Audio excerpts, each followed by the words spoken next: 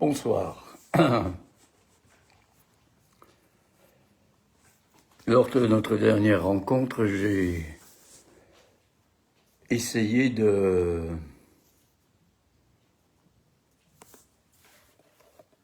montrer, à défaut de démontrer, c'est quelque chose de,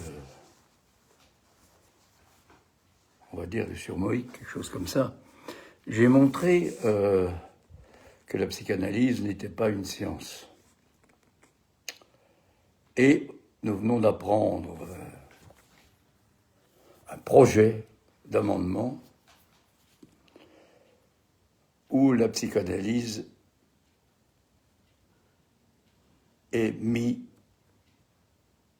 tente d'être mis à la poubelle dans différentes structures, aussi bien les structures institutionnelles que dans la pratique, pour des raisons d'économie. Je pense que c'est une dimension essentiellement politique et que la réponse, dans l'immédiat, est essentiellement politique, puisque les 4 membres là, qui proposent cet amendement n'ont aucune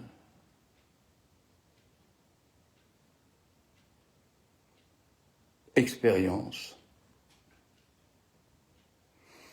de l'exercice clinique, fût-il celui de la médecine, fût-il celui de la psychologie.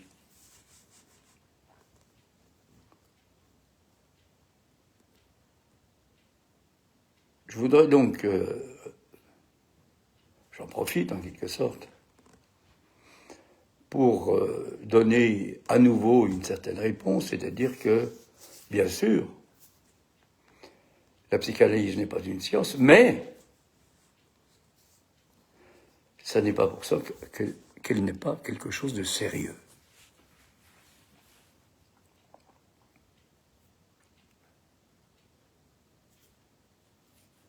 Il ne s'agit pas de convaincre, ni de vaincre les opposants. Et je me doute bien qu'il doit y avoir derrière tout ça des lobbies, etc. Voilà, des lobbies labos, enfin tout ce qu'on voudra, puisque... Et on découvrira bien au bout d'un certain temps que finalement ça coûte bien plus cher. Mais enfin, bref. La psychanalyse est une pratique. Je me situe dans le sillage de Lacan, donc je vais avoir à utiliser certains signifiants qu'il a lui-même définis. Est une pratique, voilà, c'est bien ça la question, c'est une pratique, et on ajoute de l'être parlant, ce qui se dit de façon beaucoup plus proche, pratique du bavardage. Qu'est-ce que ça veut dire? Notamment, il y a plusieurs choses. Le bavardage, c'est la bave, et on entend d'emblée déjà le babil, c'est-à-dire les effets de la rencontre du corps vivant et du langage, c'est-à-dire du signifiant, dont l'effet pulsionnel, c'est ça la pulsion pour nous, ce rapport du langage au corps, dont l'effet pulsionnel va être rendu par ce que Lacan appelle la langue en un seul mot. Un néologisme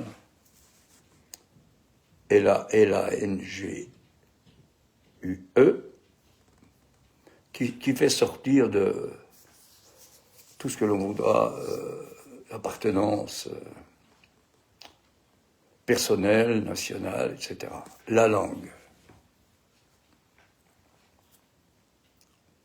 Donc, pratique de bavardage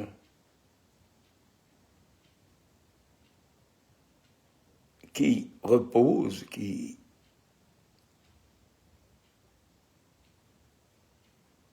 inscrit, qui non seulement inscrit, mais écrit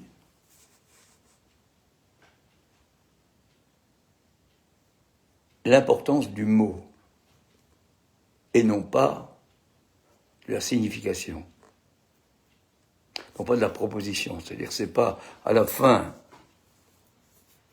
de la phrase qu'est donné le sens, même si déjà avant de parler on en a une idée. C'est la façon dont, par ce trou pulsionnel qui est un des quatre,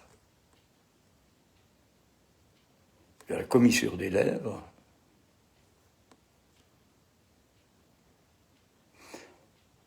anatomiquement, c'est-à-dire que le petit a, la voix, résulte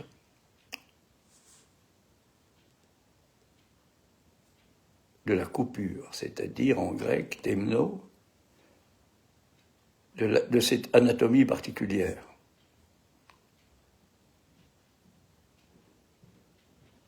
De cette anatomie particulière qui fait que, notamment, le mot d'esprit met en direction de l'inconscient, d'un savoir particulier. Et j'introduis le mot savoir là,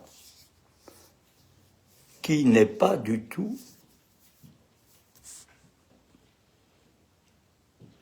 ce que développe, ce que peut toucher du doigt, ou peut-être que ça peut le toucher du doigt, mais rapidement, c'est rapporté à des connaissances qui caractérisent toute science. Connaître, reconnaître, chercher. Chercher, chercheur, en physique par exemple,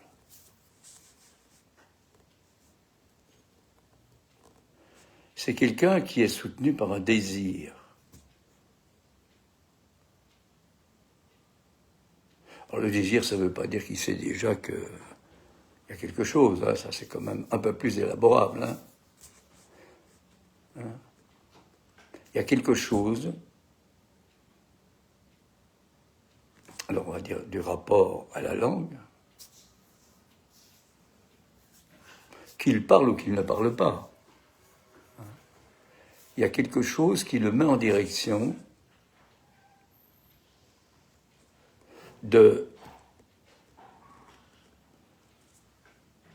du fait qu'il y a eu une rencontre que j'évoquais tout à l'heure entre le corps vivant et le langage, disons le symbolique. Et il va résulter, alors,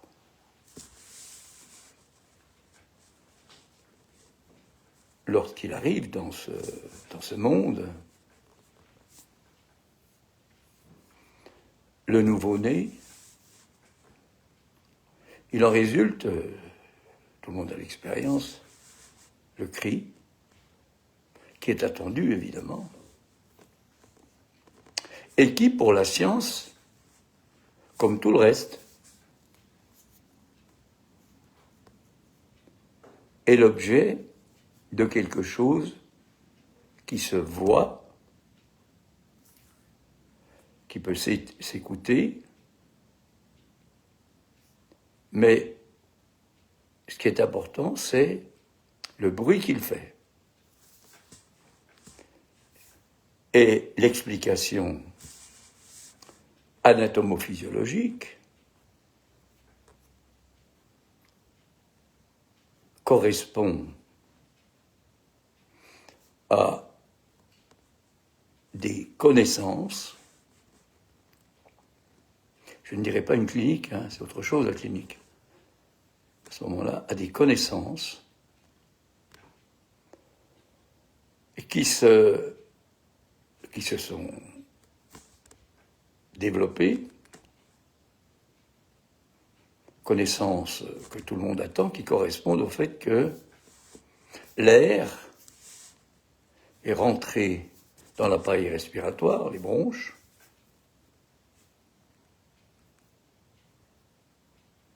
et cet air est allé au niveau de ce qu'il y a de plus élaboré,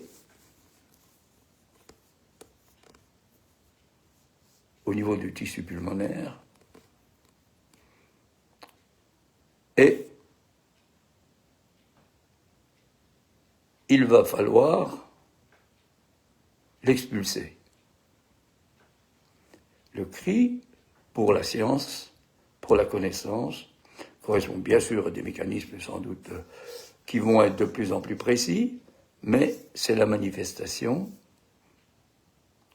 que tout marche bien, qu'on observe avec ses yeux, avec ses oreilles, la réalité. Ce que nous appelons, nous, la réalité du fantasme.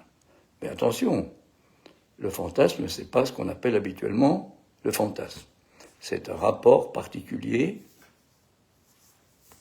du sujet. On ne peut pas dire. Donc, c'est comme ça que les choses sont en place.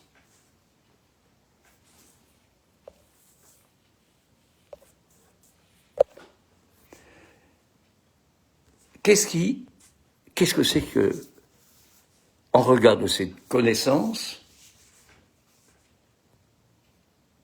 quel savoir peut s'entendre?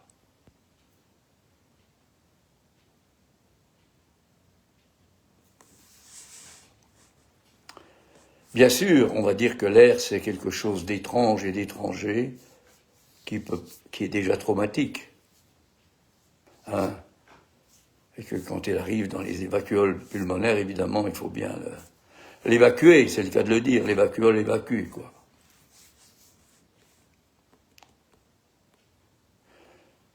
Ce qu'il est possible d'avancer, parce qu'on ne peut faire que des hypothèses. Et là, on rejoint le grand Newton qui disait je ne peux faire que des hypothèses. Hypothesis non fingo. Mais c'était pas rien. Peut-être que je reprendrai ça tout à l'heure ou un autre jour. En fait, l'étranger qui rentre dans le corps, du fait que c'est pas un animal, mais un animal parlant, alors ça c'est un grand mystère. C'est ce que Freud, repris par Lacan, va appeler das Ding. Thing en anglais, c'est-à-dire la chose. C'est-à-dire, enfin, c'est toujours des hypothèses, là, on est toujours, subjectum, en latin, ça correspond à hypothesis en grec, c'est l'hypothèse. C'est pas le résultat d'un calcul. La science, elle résulte d'un calcul de quelque chose. Et il en résulte que lorsqu'un autre chercheur, animé par quelque chose, moi je dirais de l'ordre de la jouissance justement, de ce das Ding, mais bon, je fais le rapprochement entre les deux. Bon, il faudrait en donner un peu plus. Ça viendra. De ce qui fait qu'il est resté comme ça pendant des mois et des mois et des mois, etc. Bon, par exemple, Galilée, XVIIe siècle, je crois, oui, enfin, c'est pas le problème. Début de l'apparition vraiment de la science, et notamment de la physique.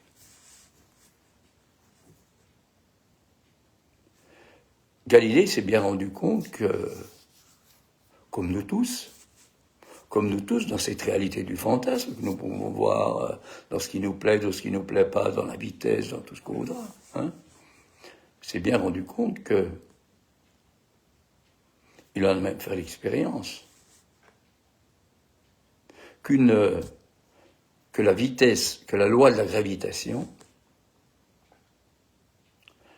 va reposer sur la masse du corps qui tombait. Ainsi, si un corps est plus lourd qu'un autre, il va tomber plus vite, c'est évident. Et ça, c'est une des façons d'introduire le temps. Mais la vitesse, ça n'est pas le temps, c'est une dérivée du temps. Ça ne dit pas ce qu'est le temps. Il faudra, pour avancer, introduire la vitesse de la lumière, distinguer l'univers et le monde. L'univers, on ne sait pas, pratiquement pas ce que c'est. Le monde, c'est ce que les humains peuvent explorer. Mais il y a je ne sais plus comment ça s'appelle, enfin il y a à un moment il y a un mur en quelque sorte, je ne sais plus, c'est le plan, enfin il y a un truc, c'est un nom comme ça, qui fait qu'on ne sait pas ce qu'il y avait avant. Et on ne sait pas ce qu'il y a derrière. Mais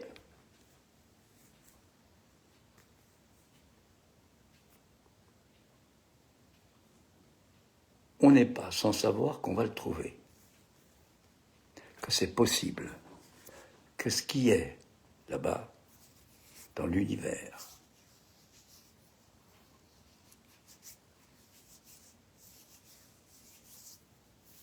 peut être approché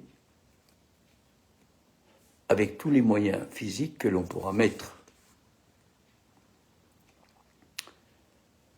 Le psychanalyste, c'est pas tout à fait ça. Je vous cite Lacan.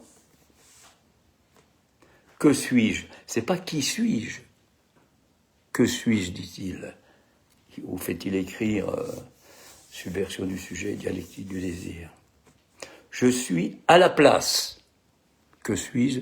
Je suis à la place.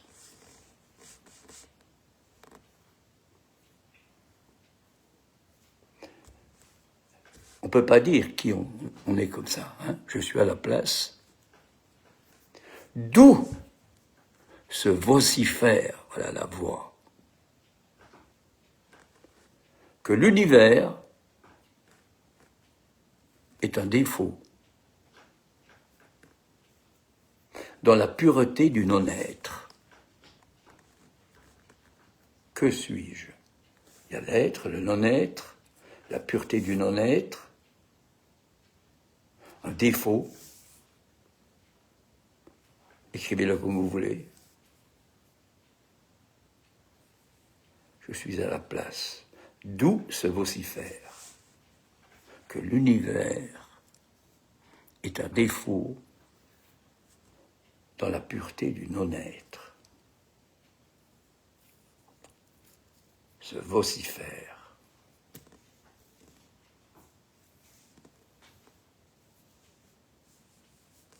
La pureté du non-être, ça nous dit un peu quelque chose. Et on peut effectivement, avec Newton, hypothesis non fingo. Je ne fais pas d'hypothèse. Je ne peux pas. Je ne feins, c'est compliqué, fingo, en plus en latin. C'est-à-dire, je ne feins pas aussi.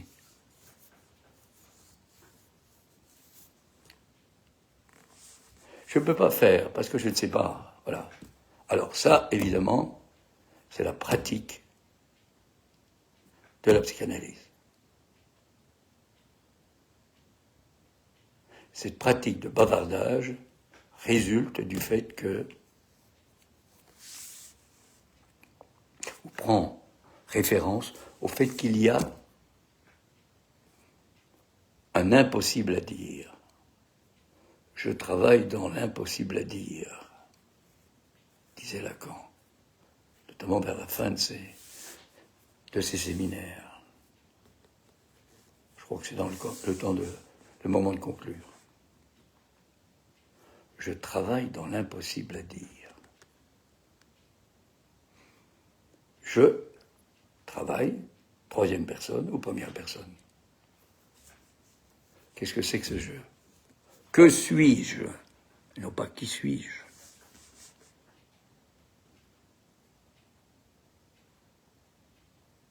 Alors, évidemment, Galilée, il en déduit que, première, on va dire, constatation, comme nous, quand nous entendons, c'est pas le mot, quand nous écoutons quelqu'un parler, l'analyste, par exemple, l'analyste qui écoute, l'analysant, peut tout à fait comprendre, c'est-à-dire être pris, être compris. Évidemment, il a besoin de comprendre, quoi. Hein? Bon, voilà, vous allez connaître, là. Hein? Les stades qui rappliquent, etc. Être pris par quoi? C'est fantastique.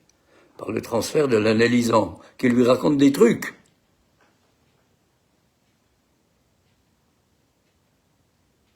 Alors, ça ne peut pas aller bien loin, hein. Bon. Alors que l'analysant, je reprends, est art. C'est du côté de l'art, de l'artiste. Et l'analyste, on revient là à l'anatomie, et coupure. Il tranche. Par exemple, non, j'ai entendu, alors, bon, je vous parlais du mot d'esprit tout à l'heure.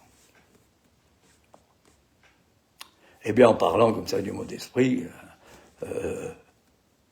et là on va être dans le cœur du mot d'esprit, ça peut se dire, et surtout ça peut s'entendre, pas par n'importe qui, par exemple par l'analyste, comme l'esprit ou l'esprit. Vous voyez qu'il y a un temps là, il y a un présent immédiatement qui n'est plus présent, le présent du dire. Et le présent du dire, comme je l'inscrivais pour cette séance ce soir, c'est pas le dire du présent, du passé et du futur. Là, on est, comme était au début la science, après a changé. Galilée, Newton, Einstein, etc. Bon. Sur le fait de ce que l'on peut, moi je dirais comprendre. Pas entendre. Entendre, c'est autre chose. Attention. Entendre, c'est ce que j'ai essayé de dire tout à l'heure par rapport au fait que quelqu'un qui parle, soudainement dit il veut parler de l'esprit, et suivant qu'il parle, effectivement, l'esprit ou l'esprit, eh ben, on est dans l'uniprix, quoi, hein? Ce qui se développe actuellement, voilà. Monoprix, uniprix. On est pris. Alors, bien sûr, on a tout compris, quoi. Hein, non, on est pris. On est dedans. Le langage et la parole, c'est pas ça. Et ce qui se passe tout au début, j'insiste, dans cette rencontre du langage et du corps vivant, hein, le corps vivant, ouais, celui de la médecine, tout ça, mais oui, celui de l'animal, hein, voilà, celui qui fonctionne comme pratiquement on pourrait dire un organisme, hein, un isme là, hein, tous ces systèmes-là, les ismes. Hein. On peut apprendre tout ça, on définit des règles, voilà. Bon. Moi, je me suis coltiné ça pendant 10 ans. Hein. J'y croyais. Avant, c'était les connaissances psychologiques. Après, ça a été les connaissances médicales. Et puis, psychiatrique enchaînée, c'était quasiment pas tout à fait pareil, mais c'était toujours des connaissances. Puis un bonjour, boum, quelque chose fait que, voilà. Comme le laps, là. L'être rit. Et on se met à parler. Il y a quelque chose du fantasme, voilà, hein, ce qu'on appelle ce beau voile, ce beau rideau, etc. Plus ou moins beau d'ailleurs, hein, mais qui nous permet de cadrer la réalité. Il y a quelque chose de cette enveloppe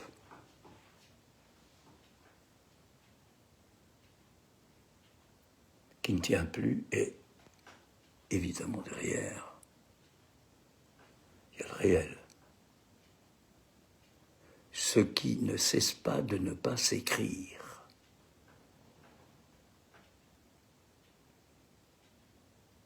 Et bien sûr, comme il y avait ça, je pouvais, comme tout le monde, hein, me protéger par le nécessaire, comme on appelle ça. Hein. Ce qui ne cesse pas de ne pas s'écrire, c'est l'impossible. C'est une façon de formuler, hein, justement, ces hypothèses-là.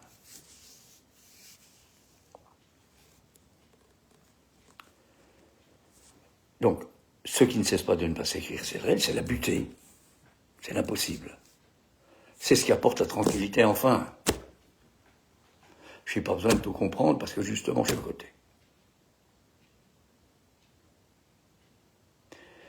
Et pour ne pas être gêné par ça, évidemment, il y a ce qui ne cesse pas de s'écrire. Ne cesse pas nécessité. Le symptôme, le fantasme, enfin tout ça, quoi. Hein, symptôme au sens, on l'entend nous, hein, qui n'est pas symptôme au sens de même de la médecine ou de la psychiatrie. C'est pas un trouble, c'est pas la pathologie. Hein.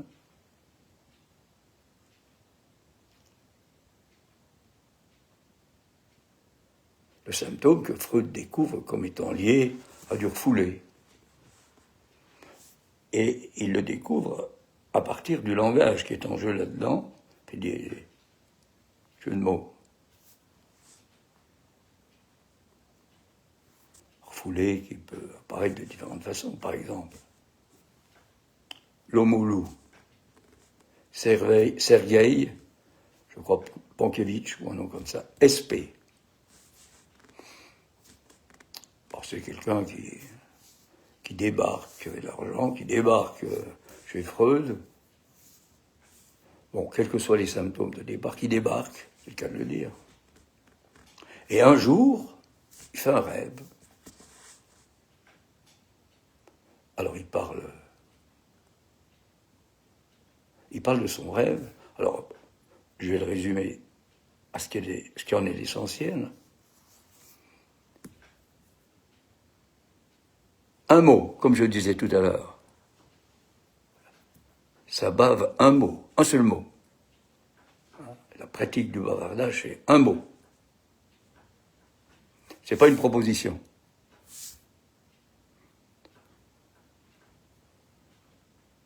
Ce mot va être dans les commentaires de l'homo-loup, Vespe, W-E-S-P-E. Entendant ça, Freud, bien sûr ça veut dire, je crois, la guêpe. On a arraché, le sens c'était ça de la phrase, on a arraché quelque chose, là, je dirais pas les plumes, mais enfin, les ailes, voilà, les ailes de la guêpe, dans le rêve, bon. Alors Freud, à ce moment-là, c'est extraordinaire. Il entend quelque chose dans ce vespe. Il ne sait pas ce qu'il entend. Il entend quelque chose. Parce que s'il savait vraiment ce qu'il entend, de toute façon, ça risquerait bien inciter des connaissances, quoi. Et il demande à Sergueï de lui répéter, comme ça, une question. Ah, ben, Vespe. Et à ce moment-là,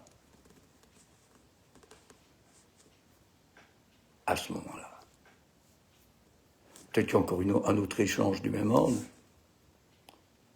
parce qu'il a entendu quelque chose, c'est-à-dire que Vespe, c'est SP, Sergueï Pankevitch, c'est les 2 lettres de son nom. Soudainement, l'homme au loup, comme on l'appelle, Sergueï, se dit, mais Vespe, mais c'est mon nom, ça. C'est les 2 lettres de mon nom. Donc ça me concerne. Bon, Freud n'est pas allé plus loin dans cette affaire-là, mais ça montre bien l'importance de quoi? De ce qui s'écrit et qui se fait entendre. Ce que Lacan appelle la magie de l'orthographe. Évidemment, ce n'est pas l'orthographe qu'on a appris à l'école. D'ailleurs, on peut se demander si ceux qui ont du mal d'apprendre l'ortho, l'orthodoxie, orthos c'est droit en grec. L'orthographe, c'est-à-dire quelque chose sans faute, ben, évidemment. Enfin maintenant, l'écriture, comme ça, c'est bon. Passons. Eh bien, si ceux qui n'arrivent pas à rentrer dans le code, avec la grammaire, alors en français, avec les accords, vous savez, l'auxiliaire avoir et être, etc., le sujet, le verbe, le complément d'objet direct déplacé avant, après, toute cette salade, ben oui, qu'on voudrait d'ailleurs supprimer maintenant. Si quelqu'un, un jeune enfant, n'arrive pas à nouer tout ça, on peut se demander si c'est justement parce qu'il n'y a pas quelque chose d'autre. Évidemment, qui n'est pas la science. On ne va pas trouver ça dans ces lobes. Imbécilité, débilité mentale, même si on trouve quelque chose dans les lobes. D'ailleurs, on trouve ce qu'on voit, hein. On trouve ce qu'on sait, d'une certaine manière.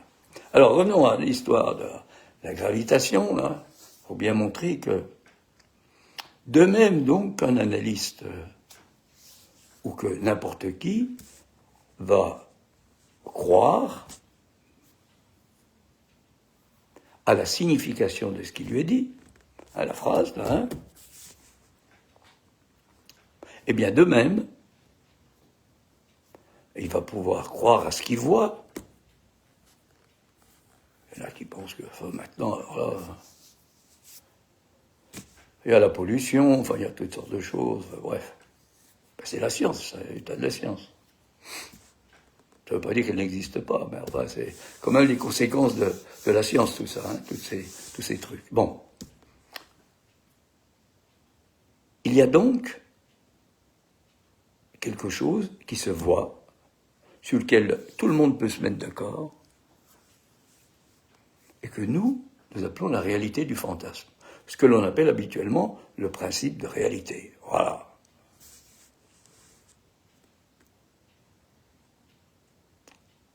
Principe de plaisir, Freud en parle dès l'esquisse. Hein, quand il vient de voir son copain, là, Ottorino, là, Fliss, il écrit ça dans le train. Principe de plaisir, c'est la chaîne signifiante, c'est autre chose. Et derrière le plaisir, évidemment, il y a quoi? Il y a la jouissance. Mais Freud ne peut pas aller jusque-là, ou n'est pas allé jusque-là. La jouissance, pour lui, comme pour tout le monde, attention, hein, c'est toxique pour les autres. Peut-être toxique pour soi. Bon, c'est faire du mal aux autres, quoi. Hein? Bon, ce qu'on n'arrête pas d'entendre, pourquoi pas. Mais c'est pas ça qui nous intéresse. C'est pas ce type de jouissance, c'est autre chose. C'est ce qui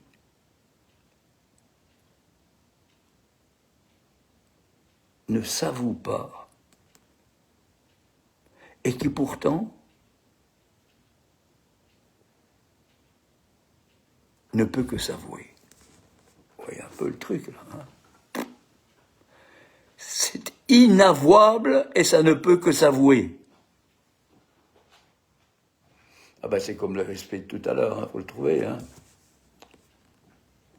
Sapeur-pompier, oui, bien sûr. Bon, on dirait comme ça rigolant, c'est pas se moquer des sapeurs-pompiers, ça vous montrer que... Alors voilà donc ce qui se passe dans... Ce qui se passe, c'est qu'il met en jeu, qu'il met en direction d'un trou réel, lié au fait qui advient quand on parle. Là, c'est quand il parle du rêve. Au moment où il en parle, c'est pas le rêve. C'est quand il parle du rêve, au moment où il en parle, en présence de son analyste. Et ce qui est important, c'est ce qui va s'entendre, sans doute déjà par celui qui tranche, Freud, alors que celui qui réalise, on va dire, le poème, à travers un seul mot, l'artiste, eh ben c'est le moulou, celui qu'on va appeler le moulou, qui va être appelé le moulou. En référence à un rêve dont je parlerai une autre fois.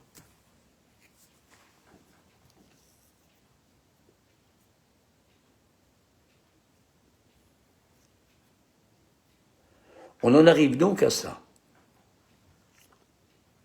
Au fait que il y a, heureusement, un impossible à dire. Et que c'est en travaillant dans cet impossible à dire, c'est l'enjeu d'une analyse, que vers la fin de l'analyse, on peut dire avec Lacan qu'il y a des bouts de réel, des bouts qui tombent. Ça s'apaise. Alors, c'est la gravitation, bien sûr, là, apparemment. C'est autre chose dont je voudrais parler. Encore, pour montrer quand même que ce qui animait Galilée, Newton, Einstein, à qui on a posé un jour la question, mais enfin, qu'est-ce qui fait que vous avez tout trouvé? Alors, vous savez, c'est la relativité, bon, l'autre fois on en parlera. Hein. Bon, qu'est-ce qui fait que vous avez trouvé tout ça? Et lui, évidemment, pensez à un plateau de télé maintenant, puisque c'est le plateau où on mange n'importe quoi. Hein. Eh bien, celui qui pose la question, il te dit, bah oui, c'est parce que tu es un peu plus malin que les autres. Il répond un truc, mais alors là, on se rend compte, c'est comme l'histoire de la gravitation dont je vais vous parler, encore. Il répond, c'est parce que, en gros, je ne sais pas exactement les termes, c'est parce que j'ai regardé mon esprit d'enfant. C'est-à-dire que ce que les autres comprenaient comme ça rapidement, on a tout compris, là, c'est mis en place, là, de raison, etc., tout ça, la pensée, là. Ben, lui, il pensait autre chose. Ce qu'il va appeler, justement, l'enfant.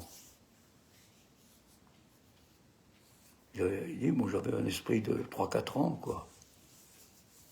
Donc, évidemment, rien n'est figé, rien n'est fixé. Alors, l'école, il a loupé des trucs, quoi. Bon, Einstein, évidemment, enfin, bon. Je reviens à l'expérience de la gravitation. Comme le principe de réalité. Quel fantasme. On croit ce qu'on voit. Donc, un objet lourd va tomber plus vite qu'un objet léger. Il n'y a rien à discuter, et si vous mettez autre chose dans une copie, vous aurez 0. Alors il est venu à l'esprit de Galilée, vous pouvez écouter un peu Klein là-dessus, hein, il dit des trucs sur le temps qui sont intéressants. Hein. Étienne Klein, K-L-E-I-N. Il est venu ce que Klein appelle, nous, les physiciens, on fait ce qu'ils appellent des expériences de pensée. On est toujours dans la pensée, hein. On sait que la pensée, ah mon Dieu, Lacan va l'appeler la pensée, sur laquelle on s'appuie. Voilà. C'est cette pensée-là qui bon, qui, il va dire c'est la débilité mentale. Bon, enfin ça nous conduit à la débilité mentale. Bon, je reviens là, il faut rire un peu aussi.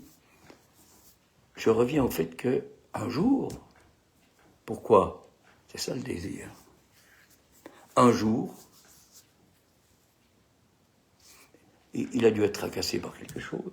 Enfin, je crois que c'est Galilée, c'est pas Newton. Hein. Et il a pris une pierre légère et une grosse pierre. Selon le principe défini, on appelle ça invariant, la grosse pierre va tomber plus vite que la petite pierre. Or, la nouveauté qu'il va faire, c'est les relier l'une et l'autre. Et à ce moment-là, on est dans le temps, là, hein. Je veux dire, c'est la question du temps, la vitesse, quelque part. Même si la vitesse, c'est un avatar du temps. Bon. Que c'est rapporté à la distance. Bon, je reviens. Et à ce moment-là, il découvre ce que tout le monde va découvrir. Seulement lui, ça. Il va découvrir que quoi? Eh bien, que l'ensemble tombe moins vite. C'est-à-dire que la grosse pierre tombe moins vite. C'est-à-dire que la petite pierre constitue un parachute pour la grosse. Ah. Donc, ce que je vois habituellement, là, ce que je crois, c'est pas vrai. Alors, c'est lié au fait que c'est dans le milieu naturel, et puis qu'il y a des forces qui vont freiner, et ces forces seront d'autant plus vaincues que la masse est conséquente. La résistance de l'air, les forces, qu'est-ce qu'il y a d'autre? Enfin, la résistance de l'air, et puis, enfin, je ne sais plus, il y en a d'autres, moi je ne suis pas physicien. Bon. Mais si vous faites dans le vide, pense à Pascal, là, hein. Si vous faites l'expérience dans le vide, de laisser tomber une plume et une grosse pierre, comme il n'y a pas de résistance à vaincre, eh bien la plume et la grosse pierre vont tomber à la même vitesse. Alors on est où, là? Il y a quelque chose, là qui anime Galilée. Quelque chose. C'est que ça remet à quoi? Ce qui était irréductible n'est pas sans réductibilité.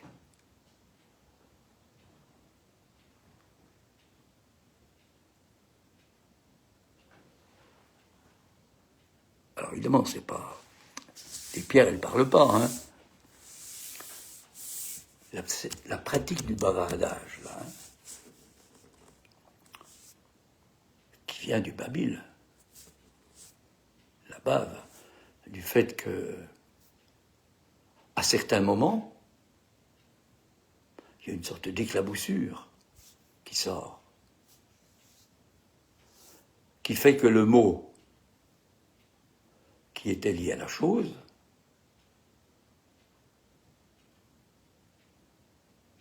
à un moment, il est possible que le mot fait la chose et non plus fait la chose.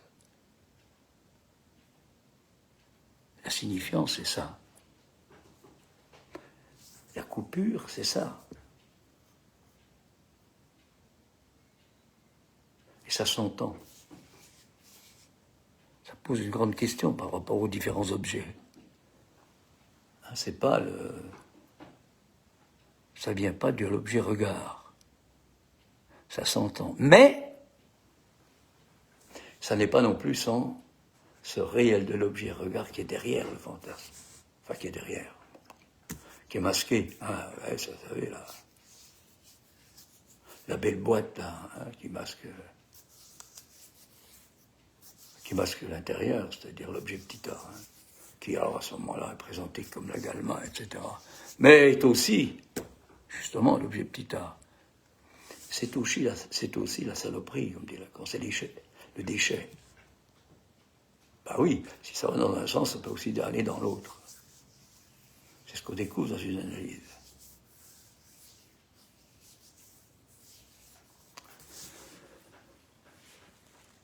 Pratique du bavardage.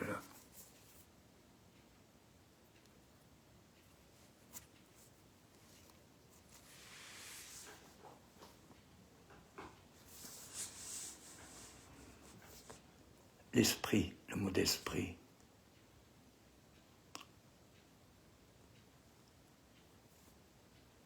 C'est une façon là de rendre compte des effets de ce qu'on appelle le désir de l'analyste. Après, j'ai parlé de désir aussi un peu tout à l'heure. Pour les scientifiques, ben évidemment, c'est pas le désir des 4 abrutis là, hein. Excusez-moi, les sénateurs là, hein. Comme disait, je crois De Gaulle, le Carteron là. Ouais, bon. Je sais pas s'ils étaient 4, mais enfin, de toute façon, il y en a 4, évidemment, quand même. Hein, il y en a un qui s'occupe que des animaux, c'est un vétérinaire. Je vois pas ce qu'il peut avoir comme expérience de l'animal parlant, qui est chacun d'entre nous. L'autre, il est comptable, et puis les 2 autres, c'est du même ordre. Alors qu'il propose ça pour faire des économies. D'accord. Mais il y a des lobbies. Et puis, ça va facturer, je dis ça parce qu'il y a peut-être une coupure de connexion. Je reprends. Ça va facturer dans les hôpitaux, bien privé, hein. Il suffit de voir les gens une fois par mois, là, hein, les abrutis, là, qui se sont déconnectés, je sais pas quoi, là. Et puis on leur fout du machin, alors des neuroleptiques, des anxiolytiques, des hypnotiques, des antidépresseurs, il y a tout. Alors moi je vois ça quand on voit ça en privé, qui sortent de l'hôpital, mais c'est incroyable. Il dit, mais ça coûte une fortune. Je parle pas de prix de journée à l'hôpital par rapport à la consultation. Enfin bref, voilà. J'ai sorti ce que j'avais à dire là-dessus, c'est bien. Pratique du bavardage, cette éclaboussure. Ce que les chanteurs dans l'opéra italien ont appelé, j'ai déjà dit là, hein. Et c'est bien ça qu'on peut, quand on chante de l'opéra, c'est ça. La pop, je sais pas. Hein. Vomitare la voce. Il faut faire sortir quelque chose là. Vomitare la voce. Alors bien sûr, c'est pas dans les références dont je parle, mais quand même. Vomitare, vomitare. Tarerella. Voce.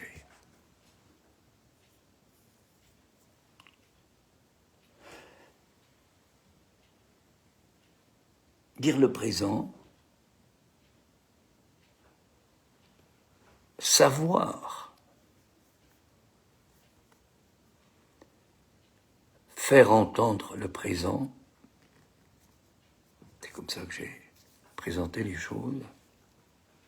Le présent du dire, c'est faire présent du dire.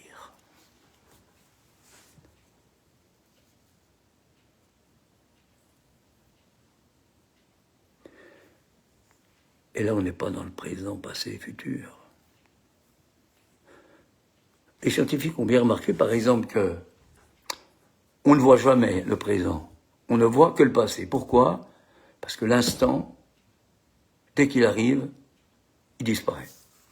On va voir ça avec la musique, c'est très important, cette affaire-là. Avec Sergio Celibidache, sa façon de dire que la musique est un devenir. Alors vous voyez que bien sûr, on a tous été là-dedans, hein, parce que voilà. Bon, ben ça c'est du passé, c'est refoulé, etc. Bon, ouais. Donc il faut le faire revenir là, dans le présent, voilà. Puis après, Freud il démarre comme ça, hein. D'ailleurs ça vient de l'hypnose, hein. Puis alors Dieu sait si c'est courant. Ça revient de présent, puis une fois que c'est présent, ça s'apaise, ben voilà, on n'a plus de symptômes. Ce qui n'est pas faux, mais ça ne veut pas dire qu'on accède à quoi?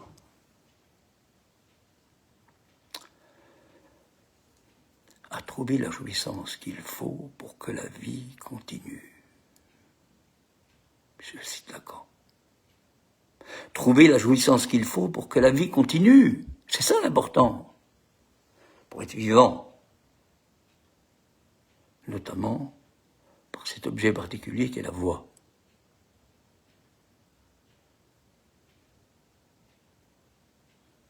Qui n'est pas le bruit, qui n'est pas le son, qui en fait est quoi? On dit que c'est aphone. Hein. On est encore dans le phonet, hein. C'est-à-dire dans le faune. Hein. Dans le phonème et dans le faune. Enfin, l'après-midi dans le faune, on connaît ça. Hein. Baudelaire et Debussy. La musique, à un moment, elle va tomber là-dedans. C'est Wagner qui va introduire progressivement ça, la mélodie, là. Hein. On n'est plus comme avec les opéras italiens de Verdi, notamment Puccini, etc. Alors, c'est pas... Hein, on n'aime pas tellement les trucs comme ça. Se faire embarquer là-dedans. Ah, oui. Récemment, j'ai vu là, à Paris, la Valkyrie. À Bastille. Eh ben, c'était pas mal. Hein. Même si c'était présenté dans la... Et maintenant, de plus en plus, c'est des cosmonautes, quoi. Hein. Bon. Alors, il faut quand même qu'ils retirent le truc pour chanter. Bon, bref. Alors, il me reste quelques minutes. Qu'est-ce que je vais dire pour finir? C'est ceci. C'est que le temps, authentiquement, le temps, vous pouvez écrire comme vous voulez, TMPS ou TNT, ou les temps, enfin comme vous voulez. Bon. Le temps est une énigme. Et ça, les physiciens, on est d'accord là-dessus. Seulement, eux, ils pensent que cette énigme, elle attend d'être dévoilée, et surtout d'être calculée. Hein? Et les psychanalystes, pour eux, c'est l'impossible. Et donc, à partir de là, trouver la jouissance qu'il faut pour que la vie continue est possible. Mais, c'est pas toute la jouissance. Il parle de jouissance. Chacun, les siennes, c'est celles qui lui sont propres.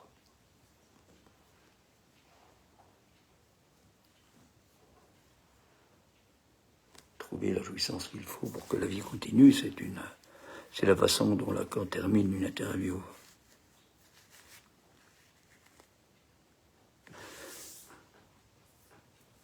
Je vais finir sur l'importance du mot et du fait que le mot, bien sûr, fait la chose habituellement, mais c'est la chose au sens allemand d'Isare, la chose qu'on peut voir, etc., tout ça, hein, la chose du fantasme. Hein. Et quand le mot fait la chose,